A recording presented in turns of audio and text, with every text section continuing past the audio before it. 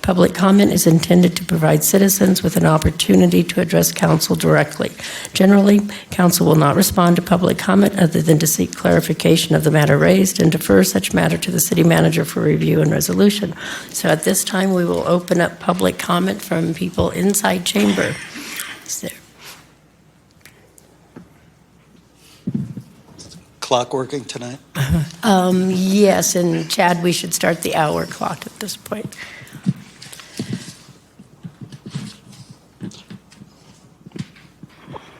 Yeah. Wait. Yep, go ahead. David Goldberg, Ward 1. I will be reading again this evening from this book called The Invisible Rainbow by Arthur Furstenberg. I advise you strongly read it. Some of the stories I'll be referring to tonight, or the accounts, refer to radio and TV broadcast towers versus cell towers. They all emit electromagnetic radio frequency radiation, similar radiation, just different, slightly different parts of the electromagnetic scale. I will be reading directly about cell towers as well in the future and possibly tonight.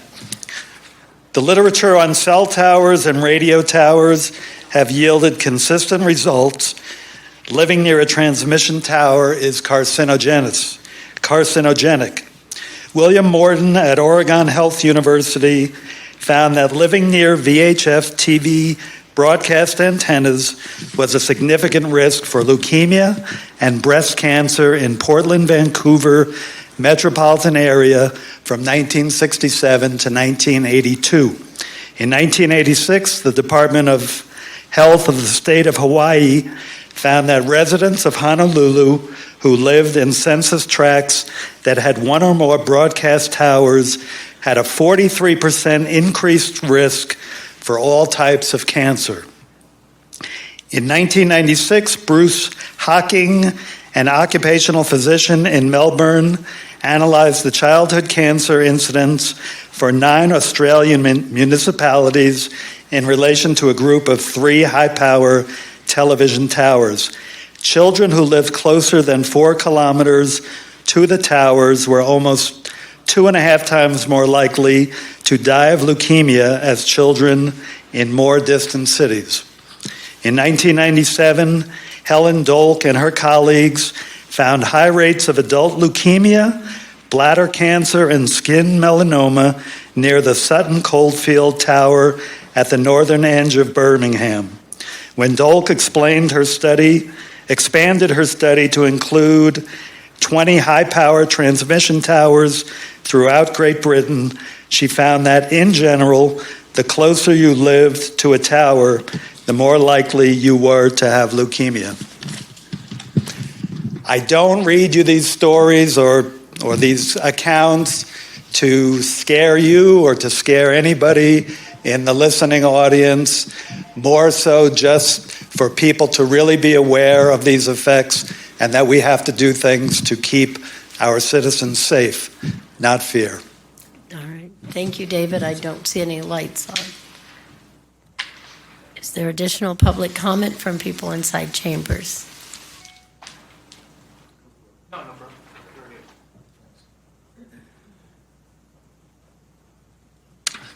Hi, my name's Mike Walsh. I just had a quick comment. I had an interesting idea. There's a little bit of space. Actually, the idea is to basically have a stream of revenue and a source of pride for the Loveland community. And this would also help build up the west side of town. It's basically a Loveland Botanic Gardens. And the idea is like right there on Road 34. So as most people drive up to Estes Park, it would be like right there in a highly visible spot. And also there's a couple of parcels for sale that might be available that would be adequate for the gardens right on Cascade Avenue. So it'd be right there back like behind kind of McAfee Park and close to the park and right off of the trail system there. I was thinking that this could also be extended back behind McAfee Park into the future. So you could make a proposal and maybe pitch it to someone like Pat Stryker, and she would be on board because she supported such projects in the past, like the Gardens of Spring Creek. And just the parcels, just for note, are 1420, 1590, 1540, 1800, and 1900 Cascade Avenue. Thanks a lot. Thank you, Mike. City Manager, I saw you taking notes. Thank you. Appreciate good ideas coming forward. You too. Additional public comment?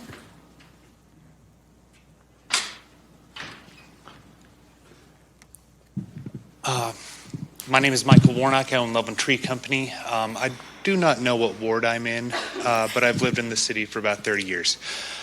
Anyway, I came to speak in advocacy of the tree licensing proposal that will be before you this evening. Dan and I and Jeff spoke briefly over it, and from the input we all kind of gave each other, it sounds like a really good first step into a really needed program for licensing and for the arboricultural needs of the city. It's by no means an end goal, but it's a really good first start. So I wanted to come down and just throw my hat in the ring for it. So, okay, there you go. Thank you, Michael. I think we'd all appreciate you sending us an email with, steps 2, 3, 4, 5. If you have ideas, please do. Yeah, okay, all right. And no, I appreciate somebody with experience. That's valuable. Thank you. Is there additional public comment from inside chambers?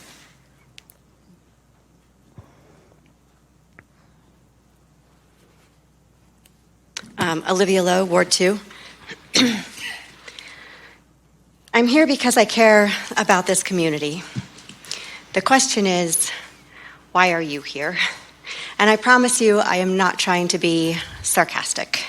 I am genuinely perplexed as to what some of you are doing here.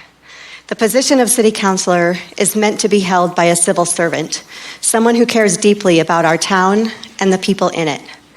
The city manager has the responsibility of ensuring the public receives excellent customer service by providing guidance and support to all city departments and by assisting city council in defining and meeting their collective goals. I just don't see that this is what is happening. How can it be when abuse of power is what's for lunch every day? When our own city attorney looks an officer in the eye and flat out lies to him? Week after week, there are individuals on the dais who vote against the people in this town time after time.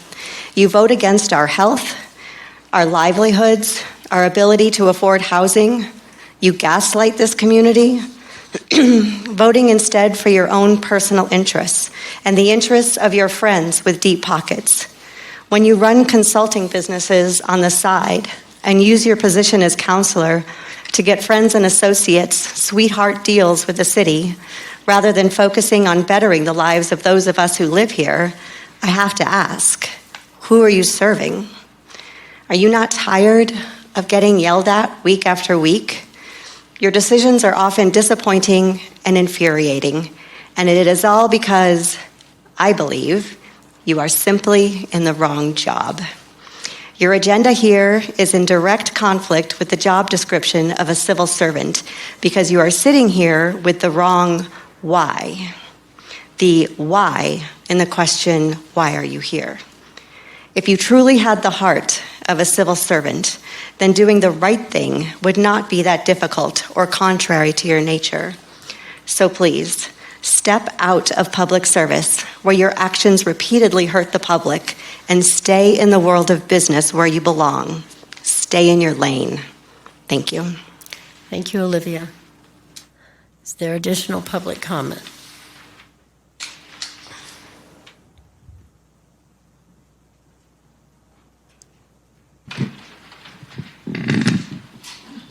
Hello, good evening, Mayor, council members. I'm Charles Wolfersberger. We've met once before. It was in April of 2021, when we had, I think, a Metro District study session, our firm was recently hired as of October 1st to manage the Parkside Metropolitan District. And I guess I'm coming before you as district manager, and on behalf of the board, I would like to ask a favor of council. We are the district that we're now managing as of the last 30 days or so. It's in serious financial trouble at the moment. It has about maybe $40,000 of debt, unpaid bills, and about $1,600 in the bank. The homeowners got on the board, and the developer has left the board as of May. The developer is supposed to be funding this district, but is now refusing to do so. And so we had several meetings with the homeowners, talking about the financial situation, and talked about different ways to get the district funded and try to take care of the immediate issues of the district. We had a Tabor election on November 8th, I think was a couple of weeks ago, and the homeowners voted, and we asked the homeowners, which was the topic of 2 or 3 homeowner neighborhood meetings, was to ask homeowners to set a cap on how much money the district could raise to fund its operations, which we capped that at $136,000. We got the homeowners to vote for that. It did pass. It's probably the smallest ballot issue on the Larimer County ballot, but homeowners for this neighborhood did vote for that. And what we're asking is that City Council would consider, we're in the process of working submitting a revised service plan. Right now, the service plan is capped for operations at 16.698 mils, which is not enough. It generates about $35,000 of revenue. The district needs about $120,000 to run. And so we're asking the City Council if you would consider just a 1-year, grant or whatever the resolution is, to allow the district to exceed its service plan, that mill levy cap for operations, so that the district can, I guess, align with what the homeowners have voted for. The district doesn't need $136,000 this year. It needs about $100,000 to run operations, to maintain the parks and the open spaces and the fencing and all that stuff. So that's why I'm here tonight, is just to see if you'd be willing to grant a past resolution or something before December 10th, because we have to get the mill levy to the county treasurer by December 10th, and then and then we'll get the service plan revision submitted to the city so that we can make that a permanent, hopefully a permanent thing when the service plan amendment comes before you. So, thank you, Charles, for coming in. I think probably several of us will have questions. When you say the service, are you talking both the mill levy on the debt and the mill levy on O&M? It's on just the operations side. Do you know how many mills is currently being charged for the O&M? Right now, it's capped by the service plan at 16.98 mils. 16.9. Which generates about $35,000 to $40,000. Okay. And when did that Metro District get started? I think it was about 3 years ago, 2019, possibly. I'd have to check on that. It's fairly recent. And do you know how many mills is on the actual debt then, the other portion of it? Yeah, the debt's capped at 57.26 mils. Okay, all right. And sorry, one quick thing I'll interject here, which is just drives me nuts, which is ironic. The developer, which controlled the district board, owns the debt right now. Mm-hmm. And so the mills that are generated, they're going to be getting $130,000 of tax revenue from these homeowners, but they've left the district for operations. They've basically left everybody hung because there's not enough money to basically maintain the district and the parks and the open spaces. So, and now they're refusing to provide the money. So they're going to get $130,000, and they left the district with more debt, more bills than cash in the bank. So it's kind of messed up. Is the development complete? Are all the lots built out? It's a small neighborhood. There's 76 homes. Okay. It's just right off of Botanical Lake. Okay. And there's 8 homes left to be built. American Home Legends is the builder, but they're not, they've purchased all the lots from the developer. So American Legend Homes is not kind of tied to this. Actually, they've been very helpful up till now. but there's only so much they can do. It's really it's a land developer caused issue. And are you an attorney or what? No, Madam Mayor, point of I'm a clarification, CPA. please, if I can. Okay, that's what I'm asking. Well, actually, Madam Mayor, I really appreciate the questions you're asking, and I'd love to ask the same. But they're not clarifying questions; they're direct questions. Is there a way that we can do this?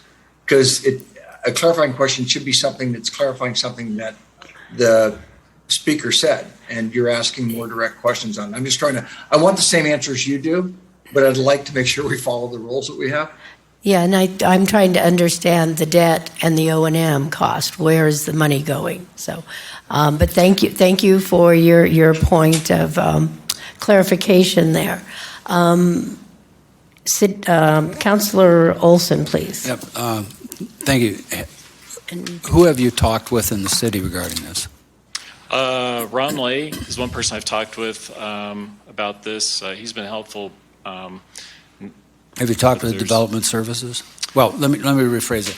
City manager, city attorney, is there an appropriate office in the city that he should be talking to?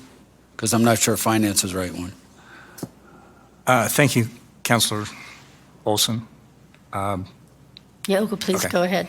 So we've met with Mr. Wolfenbergers before, a couple times, I think, on this project, and several staff members have. I didn't know that they had this particular issue. This is the first I'm hearing about that. Yeah, it's new. But between ourselves, the city attorney's office, and development services, we've met with him before, this team before, from this particular development. So we can do that again and find out what's going on. Well, it sounds like it's somewhat time sensitive. Sounds so- like it, but we have a meeting on December 6th. So. Okay, all right. And we don't have meetings in between, but that's good because it let us get ready for the meeting on the 6th. Okay. So I recommend you chat with them. Because Okay. we can't really do anything without them. Sure. Nope. Totally understand. So appreciate it. Councilor Ball. Is this the sort of patio homes that are just south of First Street up on that ridge above Bodecker? Yes, I believe so. I've been there a few times. I'm not as familiar with all the neighborhoods in Loveland, but it's right off. They face south off of Bodecker Lake. Yeah. Right, okay. All right. What's the name of the developer? The developers, it's Bodecker Lake Partners, but Oh. the consulting group is Mosaic. They're the ones that served on the board, was Mosaic Consulting Group. So All right. Thank you. I appreciate you coming Yep. forward. And yes. appreciate your time. All right. Is there additional public comment from inside chambers?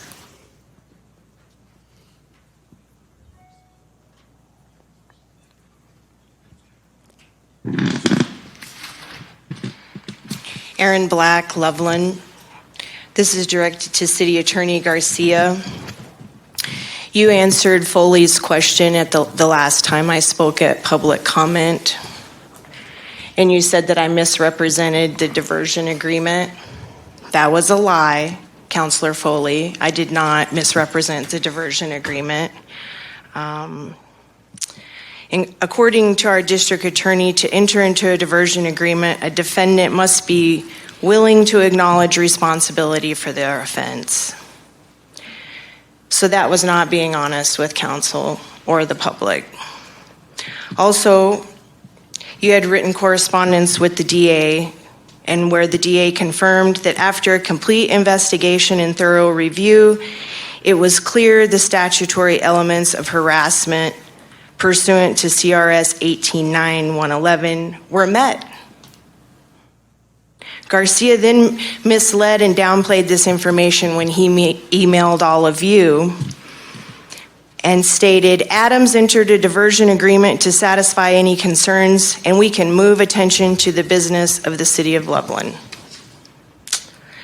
I support the mayor's motion that will come forth later tonight to suspend City Manager Adams. However, I do not support with pay. If you followed the city's administrative regulations, he would already be on unpaid leave currently.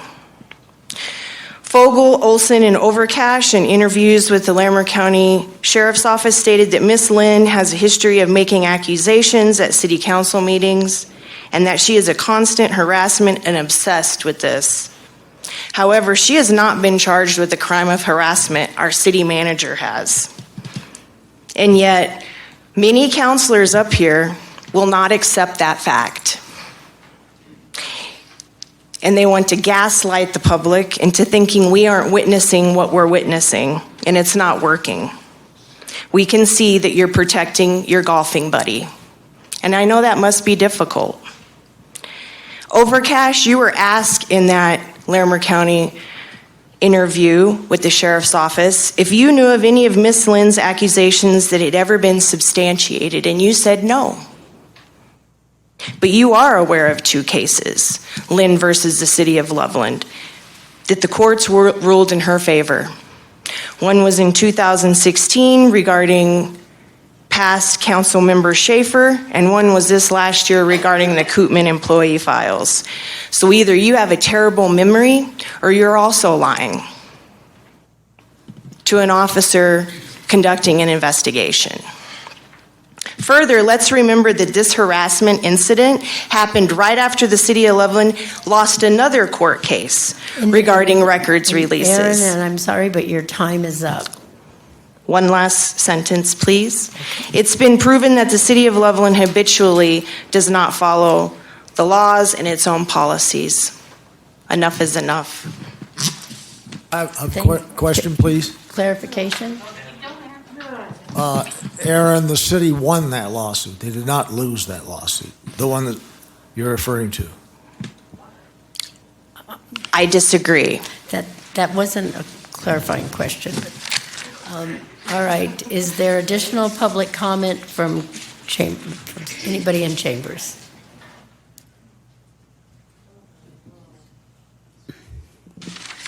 Hi, I'm Tara Hildebrand. I live in Loveland. I have a Reporter Herald article about when Judge Johnson reported to you guys in July. And I'm just going to read 2 quick paragraphs out of it. It said, during discussion, counselors expressed concern about the increase in youth crime, particularly in drug offense. Counselor Dawn Overcash suggested the city investigate ways to increase penalties or enhance punishments for first-time offenders. We've had a decriminalization of crime, poor behavior, bad behavior, inappropriate behavior occurring in our state, he said. I'm really concerned about the individual that we're not encouraging, not getting their attention. This is not a good path to be on. It is not going to end well. In response, Johnson also pointed to successes she's seen in her courtroom and spoke of high rates of completion for her alternative sentencing programs. So it's just hard for the community to understand why we're wanting to hold our youth at this level and not our top leaders in our community. And I ask, as one of the residents, if you're going to continue keeping the leadership at a different level of accountability, to explain it to the citizens so we know why our teenagers are being held to a higher bar than our city officials. Thank you. Thank you, Tara. And I don't see any lights. Is there additional public comment from inside chambers? Hi, my name is Debbie DeZuris, and I'm from Ward 4. I just want to say something really quickly. Mr. Overcash, when you cough, you're supposed to cough into your elbow because you've been coughing in your hands, and I know you're going to shake hands tonight, so just be aware that everyone's seeing you do that. Who do the rules apply to in Loveland? When is wrong wrong? Does it depend on who the wrongdoer is?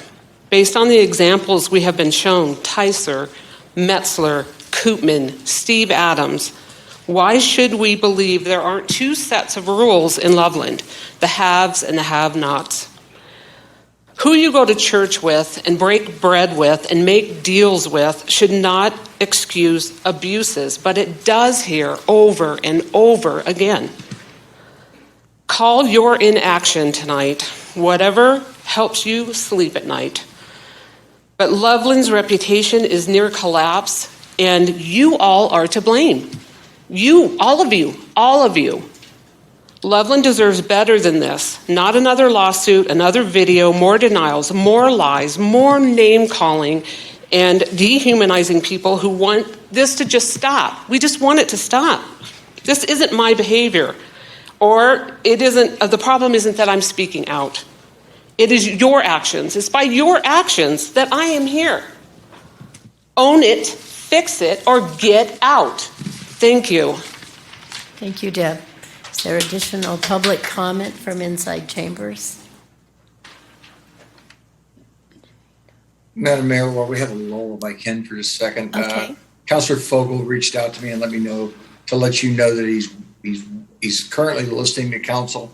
He has somebody working on the Zoom and he's trying to get in. Okay, thank you. Thank you, Patrick. All right. Hello, Jane Collins, Loveland, uncertain in my ward. Reports have surfaced regarding a new proposal from Loveland's Police Advisory Board. One aim is to further criminalize and profit from a vulnerable Loveland population, our youth. My appeal is to the rest of the councilors and our mayor to consider the following. If the goal is to reduce and deter juvenile delinquency, there are reams of peer-reviewed, evidence-based data indicating that this approach of harsher penalties is counterproductive. Conversely, Loveland has the benefit of evidence-based programs that do work. Our neighbors utilize judicial diversion programs for juveniles, and recently Larimer County has begun a co-responder program. Elected councilmen and citizens, we are tired of that label of Banana Republic. Yet, a policy to seek revenues off the backs of a vulnerable population with no voting rights is a textbook variable of a Banana Republic. Moreover, the hypocrisy embodied by your decision opinions to be supportive of our city manager's diversion agreement in lieu of a verdict or trial, yet not afford this same opportunity to a population yet to reach maturation, is not keeping with building trust back with your constituents. And yes, being above the law for those in power is another Banana Republic variable. If none of these four considerations resonate with you, put on that savvy business hat you guys have on. I don't have to tell you, because you increase one line on a spreadsheet. Evidently, Loveland is down 30% in revenue and criminalizing our youth. That this accretes to a profit or to a healthy economy or company. Consider the opportunity costs and consider the unintentional consequences and the expenses that follow with that. I'm a former officer of the court when it comes to the juvenile system. I wish I could share. HIPAA prevents me from sharing you stories. But MIPs are serious business. So please, think carefully and follow the evidence. I'm going to be happy, and I'm sure many of us will be sending further evidential research to you. Thank you for your time. Thank you, Jane. Is there additional public comment from inside chambers? Well, I'm Matteo Scalisi, Ward 2.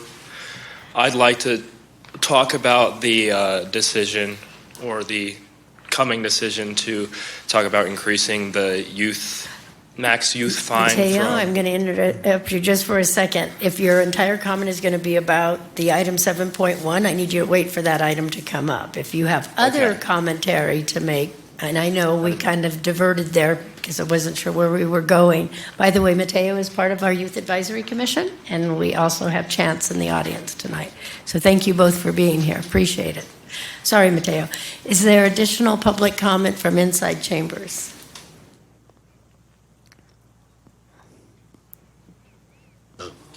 My name is John Tyndall. I'm in Ward 4. And I just want to speak to my experiences with our city manager, Steve Adams, who's actually been an employee of the city of Loveland, I guess, for over 30 years, except for a brief time in the early 90s when he was elsewhere. And prior to becoming the city manager, he was in charge of water and power, which was a very, very secure job. And I could never understand why he decided to become city manager after he had this nice job, and instead he became a city manager after the previous city manager was let go by the council shortly after they gave him rave recommendations and performance records. And so that was always kind of a surprise to me. But he's done a good job as far as I'm concerned. I've had many contacts with him over the last 6 years. He's always been friendly, kind, considerate, and professional. And I've seen him go out of his way to serve the people of Loveland, and especially one of the boards related to the interview process with the selection of the new police chief. I lobbied him really hard to allow PCAB to have a stronger voice than any other group, and worked on him really hard. And he said, he listened to me, and then he said, "Thanks, John, but this is what I'm going to do," which was not what I wanted him to do. But I could totally understand why, because he has to be the one that makes the decision, because if you all don't like how that decision turns out, he's the one that's going to get the heat. And so from my experience, I just want to let you know that he is an upright individual and an exceptional city manager for which this city is very lucky. Thank you. Thank you.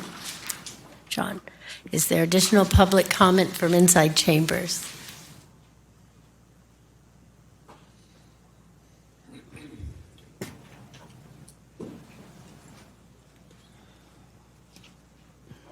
Good evening. I'm Linda Rosa from Ward 2.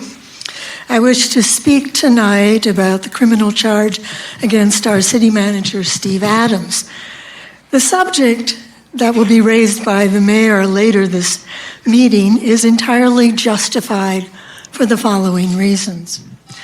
Number one, Loveland relies on the DA to investigate allegations, and he found that the allegation against Mr. Adams to be founded in evidence for the crime of harassment beyond a reasonable doubt.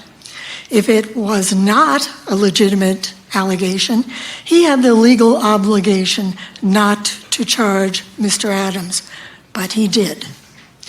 Number two, Mr. Adams did not opt for a jury trial, which one might expect of a high-profile public servant if he was innocent of a criminal charge. Number three, the City of Loveland has specific policies that deal directly with Mr. Adams' situation.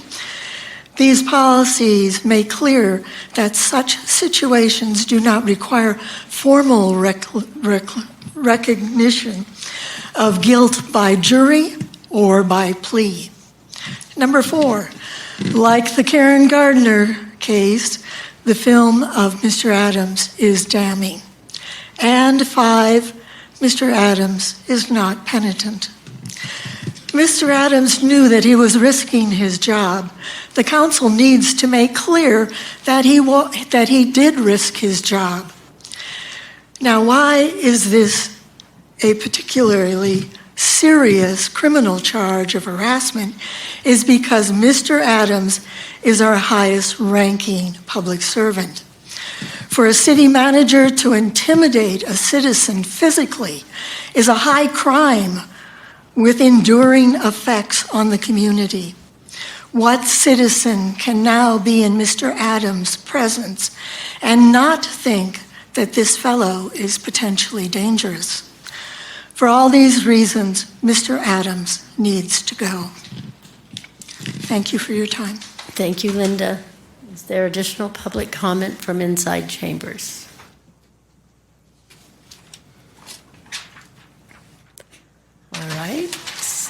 none. Adriana, do we have phone-in public comment? Thank you, Madam Mayor. Users, if you would like to speak during public comment, please choose the raise your hand feature. Per council's policies, you must have your video on during public comment. As the moderator calls on the user's name, please accept the pop-up request on your screen to become a panelist. The meeting will automatically rejoin you as a panelist, and you may turn on your video, then begin your public comment. You must be ready to accept the pop-up window request from the moderator when called on. User with the name Michael Vogt, please accept the request to become a panelist.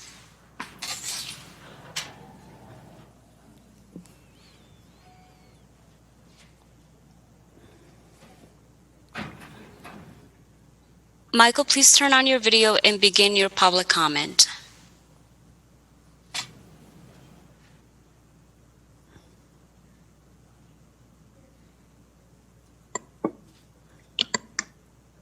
There we go.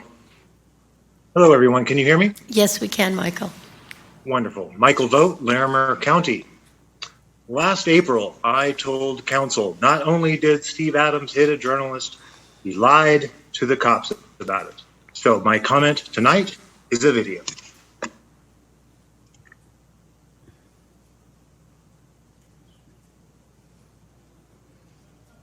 I do not touch you. You didn't touch her physically. You didn't talk about that. Okay. You didn't touch her. I did not touch her. You're here all day, right? Yeah, I'm here. So right now she's claiming that you physically touched her. I did not touch her.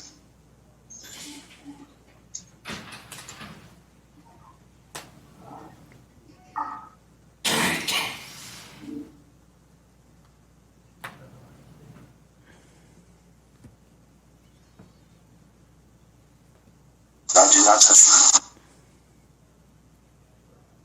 You didn't touch her physically? No. You didn't talk about that? Okay. You didn't touch her. I did not touch her. You're here all day, right? Yeah, I'm here. So right now she's claiming that you physically touched her. I did not touch her.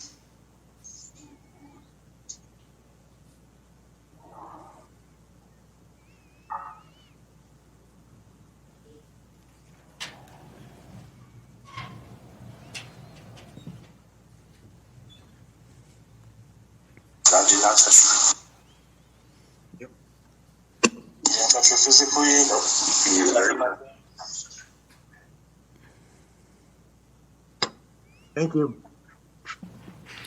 Clarifying question. Clarifying question from Councilor Overcash. Michael, could you? No, thank you. What did he say? He said no, thank you. He's not taking a clarifying question. Let it be noted.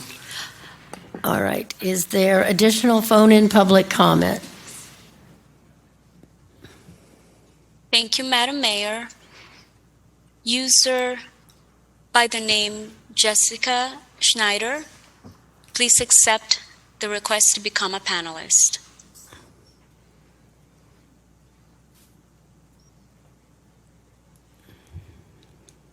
Jessica, please turn on your video and begin your public comment. Thank you. Can everyone hear me? Yes, we can, Jessica. Go ahead. Thank you. I'm here because I also care about Loveland. I want to start by thanking Stacy Lynn, who I think deserves an award for her restraint and her decorum in dealing with the incident in March that resulted in a harassment charge from the district attorney against our city manager, Steve Adams. A charge which was affirmed by the judge in this case, who kindly offered a diversion opportunity to Mr. Adams. Note that the case is still open as far as the DA is concerned. This isn't over.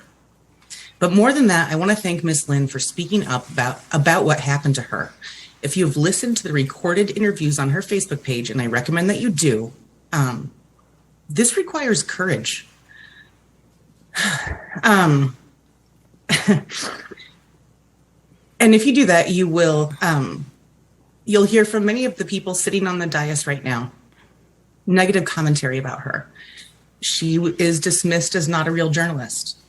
She is dismissed as someone who constantly shows up at city council in a negative manner. And I'm running out of time so quickly.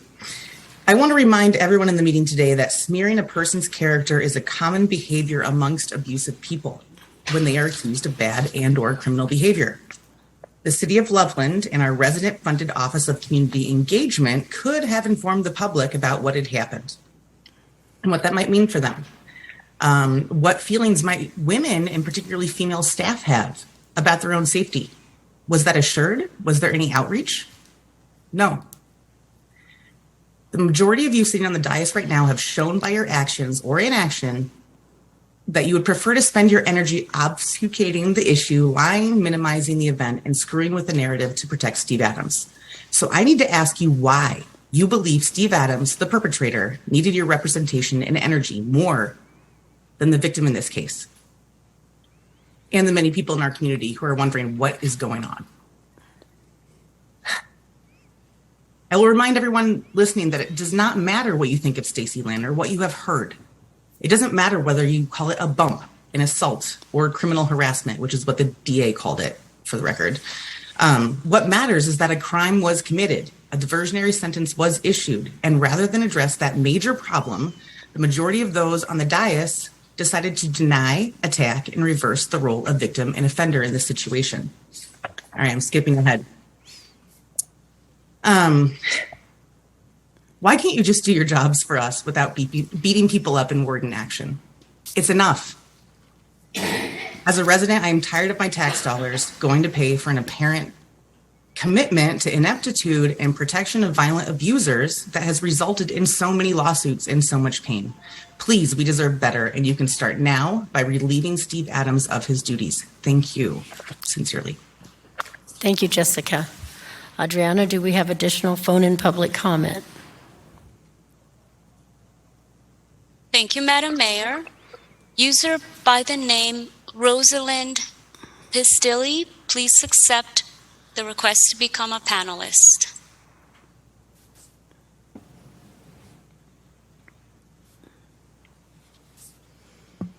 Rosalind, please turn on your video and begin your public comment.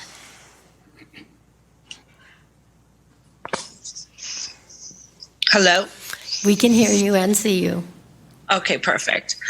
So, as many of you know, I'm a licensed clinical social worker in the state of Colorado, the state of Ohio, the state of Florida, pending in Washington, Kansas, and Illinois. As part of my licensure, I have to report to the board anytime I'm accused of any crime. This kind of crime would result in loss of my licensure in every single state that I am licensed in, because the board would say that I cannot be trusted with public safety if I'm accused of a crime such as this. And yet, we have somebody sitting in a position of authority who has authority over female staff members, who has authority over the law and order system in our city, who has been accused of a crime, and nothing has happened to them. In addition to this, we have a city attorney who lied to an investigator about their involvement in this incident, and also nothing happening to them. I don't understand how these accusations can happen, backed up by video evidence, backed up by charges being filed by a DA, and nothing happens. Not up for debate in this situation is Steve Adams' ability to perform his job function. Nobody is concerned about whether or not he's capable of being a city manager. What we are concerned with is this behavior, this deliberate attempt to assault a Rosalind, I think we either lost you or your frame froze.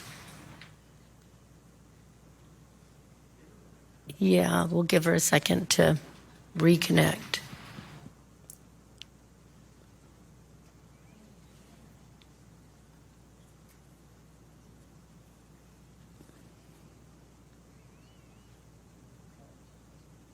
There you are. We have you back now. I'm back again.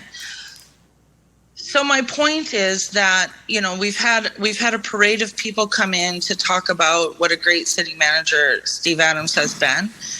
And I'm not worried about that. I'm worried about the safety of our people. And when somebody assaults a female member of the press in a public venue on camera while performing their duties as a city manager, it needs to be looked into. It needs to be investigated by the people that govern him, and that's the city council. It doesn't matter what people think of him as a person. He violated the law and he violated the rights of somebody in a very public manner, and it needs to be addressed. Thank you for your time. Thank you, Rosalind. Adriana, do we have additional phone-in public comment? Thank you, Madam Mayor. Give me 1 second, sorry.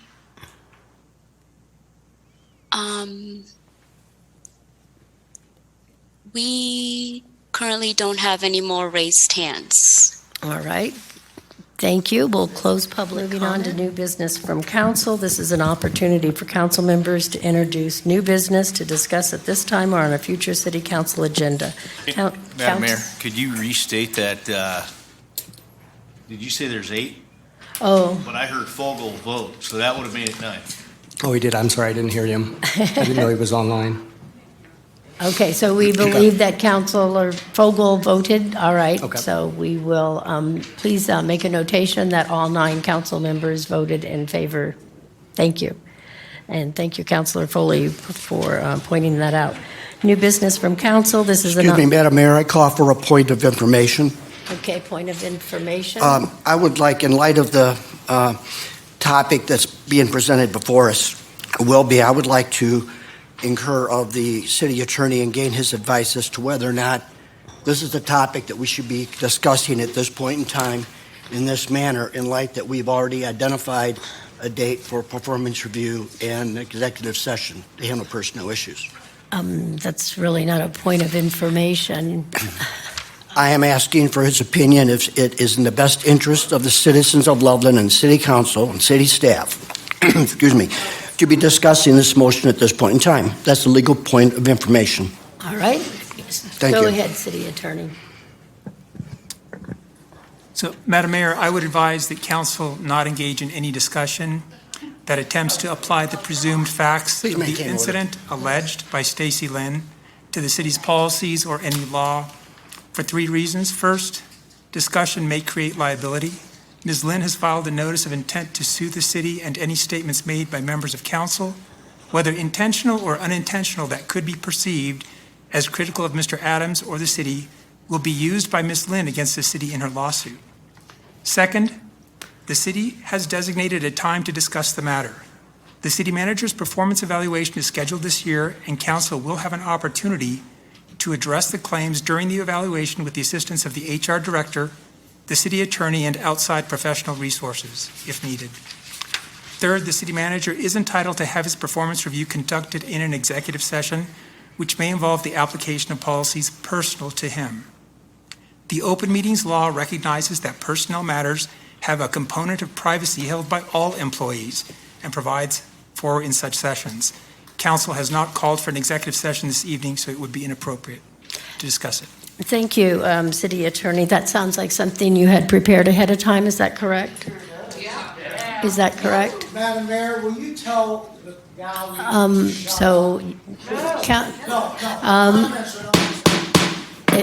I will ask that people keep their comments down, please, or step outside. Thank you. City attorney, that sounds like a prepared statement. Is that correct? It is a prepared statement. All right, thank you. New business from council. This is an opportunity for council members to introduce new business to discuss at this time or on a future city council agenda. Council members will have 10 minutes to discuss each new business item.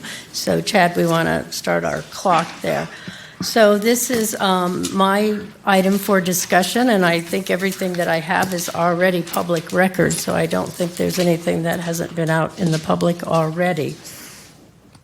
On March 29th in the Larimer County Courthouse, there was an incident, an encounter between our city manager and Stacy Lynn. What resulted after that was a number of interviews with staff, as well as council members who were present and people from the public who were present. The district attorney on June 8th formally brought charges against the city attorney. There were a number of minor hearings in between, but on October 18th, a diversion agreement was accepted by our city manager, and I think we have read the discussion, and we heard from our district attorney.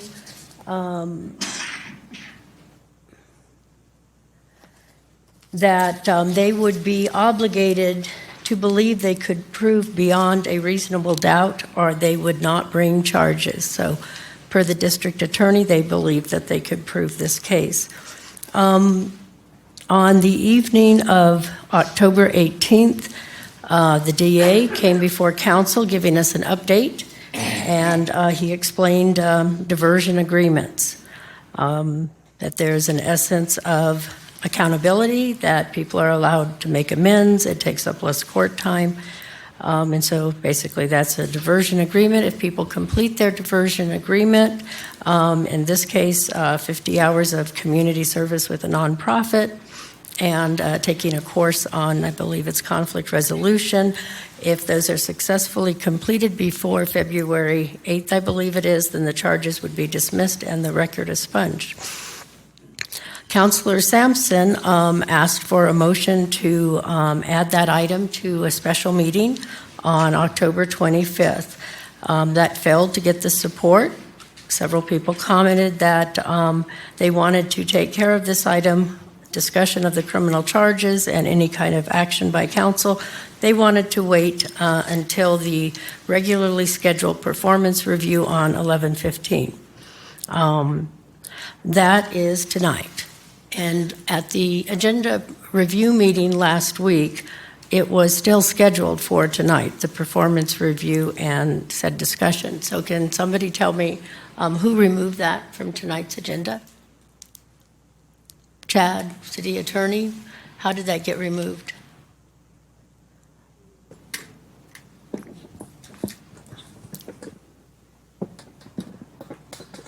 Madam Mayor, it was removed pursuant to the discussion that occurred during the agenda review meeting. So we had a counselor advocating in favor of postponing it, and the mayor debating that we should not do that, that it would cause a situation where we're already treating an employee differently.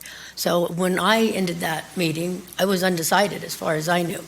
We had one person in favor of postponing and another not in favor. It was later that evening that an email came out saying that after the meeting, it was decided. So I'm asking who made that decision. Yeah, and I don't have that information, but what I would say is that I believe it was the absence of many members who wanted to be here for something that they felt was important given the amount of attention that's been given to Mr. Adams. And that's the why, but not the who. And I Who made the call to pull it? Madam Mayor, so I seem to recall a discussion a little bit differently, and that was that there was some concern expressed in that meeting that there were counselors who were going to be absent from the meeting but would be participating remotely. Mm-hmm. And they had asked and hoped that it could be scheduled so that they could be present at the meeting in person. And that my recollection of that discussion was that I was to find another time when all of the council would be present at a meeting so they could all be here to participate in person at the dais. And so I left that meeting understanding that we could not have the meeting on the 15th because I had two counselors and another one that happened to have something else happen that's not here tonight. So I would have been three, but two were definitely not going to be here. So our staff has looked for other meetings, and now December 20th is the next meeting. I'm asking who pulled it. I pulled it, Madam Mayor. Okay, all right, you pulled it, thank you. All right, so on November 8th, the item was pulled by the city manager. The public had been led to believe a couple of times that this would be discussed tonight, that performance review. In fact, when Councilor Sampson was proposing this be dealt with at the October 25th, she said with or without the performance review, basically indicating that this was an essential item, that it needed to be dealt with quickly. We settled on the 15th because that's, we didn't have the support to do it on the 25th. Julia last week told us that in cases of criminal charges, staff does not do the investigation. The DA does. It is not the staff or counsel to play judge and jury, her exact words. The investigation has been conducted. Criminal charges were brought. It is, I think, imperative for the City Council to hear this discussion, have a discussion amongst itself, and determine what actions are necessary. Postponing this does not help. It does not make us more trustworthy. I'm actually kind of dismayed that you made the decision to postpone, because quite honestly, that's a conflict of interest, that you would delay this discussion and performance review. At this point, there are a number of administrative regulations that apply to this situation. If you go to, let's see, where are my ARs here?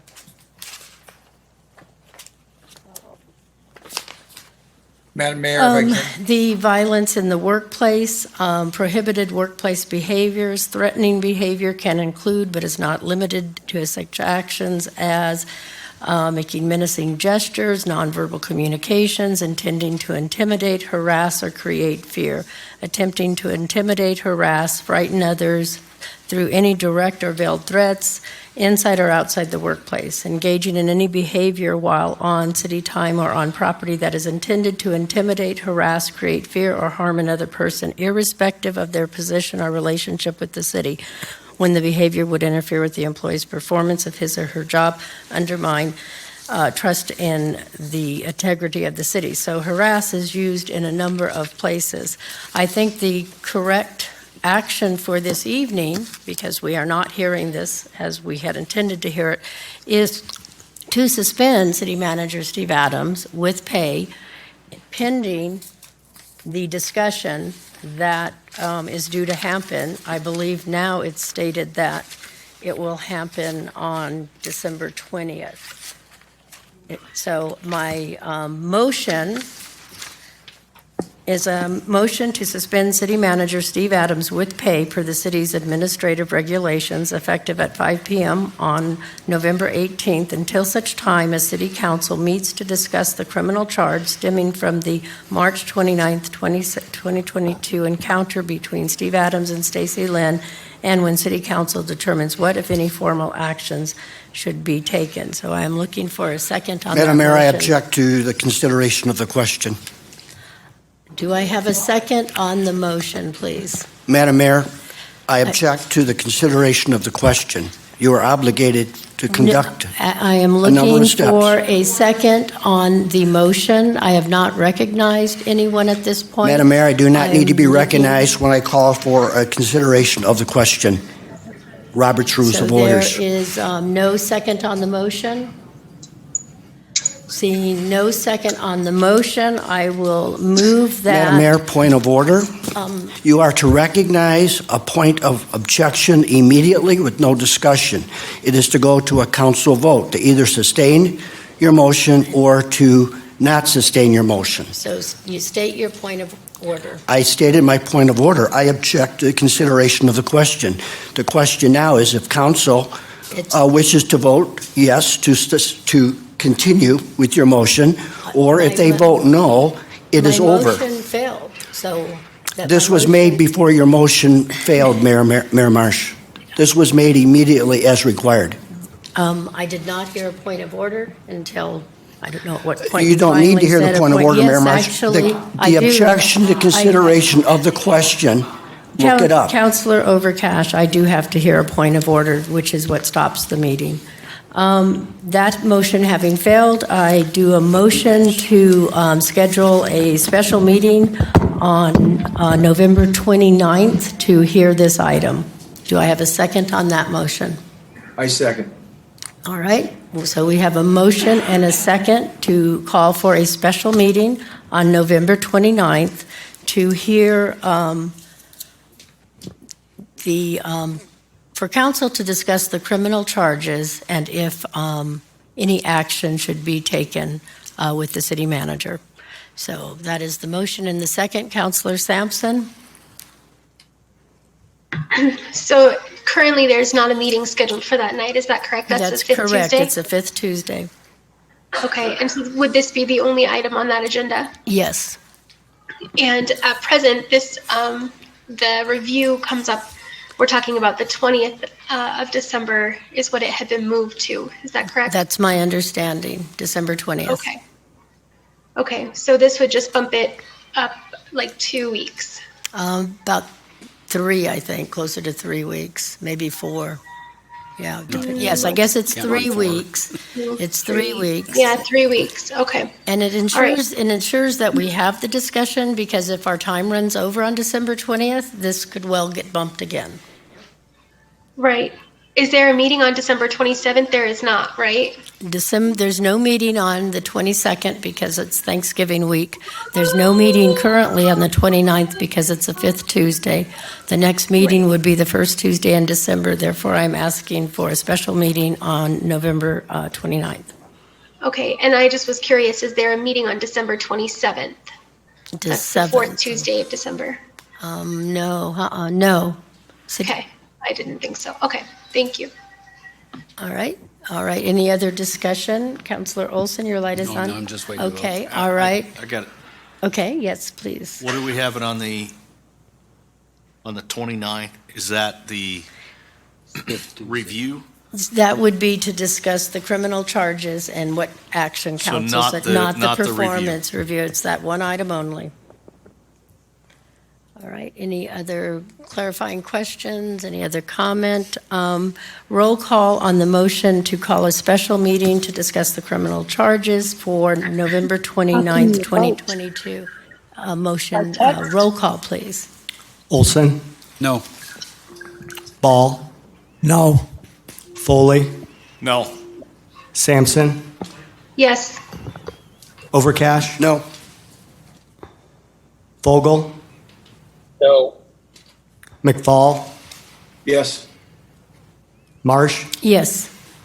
Mallow? No. That is 6 noes, Madam Mayor, 3 yeses. All right, the motion fails. That concludes our new business from council.